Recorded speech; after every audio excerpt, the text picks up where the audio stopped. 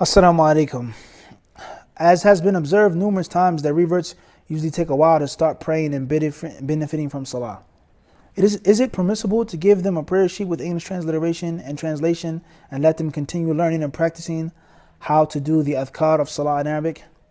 In the meantime, say or read in mind the English translation, keep explaining them the English translation and the names and attributes of Allah in it and its implications. The idea is that this is to make them more connected to Allah and Salah. I'm not sure why Imam Abu Hanifa allowed the Salah to be in non-Arabic and or conditions or exceptions around it, but I do see a point.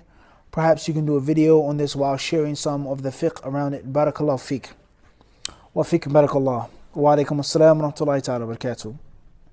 In general, anyone who comes to the deen of Al-Islam, a revert to the deen of Islam, after they are taught the bare necessities, and I quote, the bare necessities, the basic staple things of Islam, with regards to the fundamental tenets of faith, pillars of the deen in general, brief, and the beauty of the deen, the most important thing for a revert to learn about is knowledge, the beauty of knowledge, the absolute necessity of knowledge, and the virtue of knowledge. Then after that, bidhnillahi ta'ala, they are to be taught about company and companionship. Bidhnillahi subhanahu wa ta'ala. Alright? So, the fruit is the salah. And then making the salah and being on time and learning the Fatiha and the tashahhud. But the seed is ilm. It's to teach them how you can't be a Muslim and be ignorant. How you can't be a Muslim and continue your practices when you were a Christian. How you cannot be a Muslim and just be a follower and a tag along and to not know anything about your deen. And that knowledge in the deen of Islam is like brown and rice.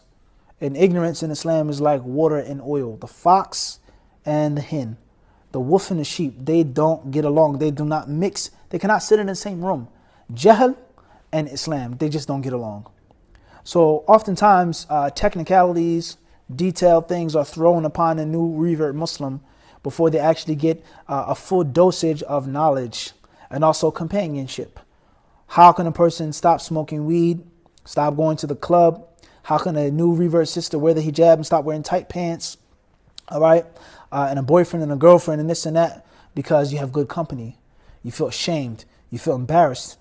You want to be better. You want to do good. You have aspirations because looking at Fulan and Fulan, and wow, my friend, he goes to the masjid 5 times a day. He quit smoking. He quit drinking. He quit this. He left his job at this bank.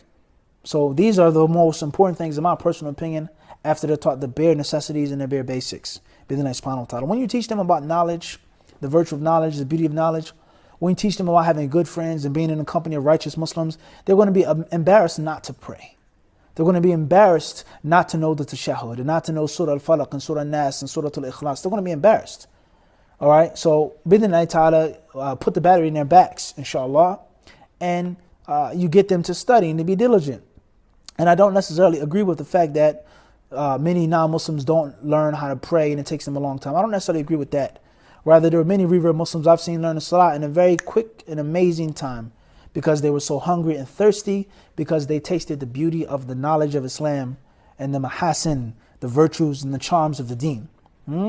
So every revert Muslim is different. They vary from their level. What's important is that you push them and you teach them to learn the basics and to learn more if they have the ability to do so. If they have the ability to do that. Knowledge is a light. It's a nur. And the person who experiences that light can never, ever get enough of it. The one who truly has experienced that light can never get enough of it. Khairan inshallah ta'ala. So therefore, outside of the salah, teach them, starting with the necessary things to say. When they come into the masjid, or they by themselves, tell them to pray with someone. And all they have to do is just say Allahu Akbar. That's it. Even if they don't know what to say in a salah, just pray with someone. Tell them to say Subhanallah. Tell them to say Alhamdulillah in the salah.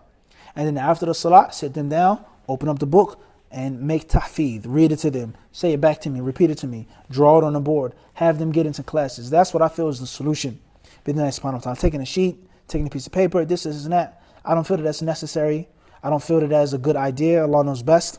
The best way is to have them mimic when they're praying with the Muslims. If they have to pray by themselves, you teach them the basic positions, a crash course on the salah, and you get them to do those worksheets and those audio clips, those YouTube videos when they're home, when they're at work, when they're on a train, when they're on a bus, when they're driving. And inshallah, in a day, 3 days, a week, a person can learn the Fatiha, can learn Surah Al-Ikhlas, can learn the Tashahhud, if they put in enough time and if they have a good teacher. Allah subhanahu wa ta'ala surely knows best. May Allah bless all revered Muslims.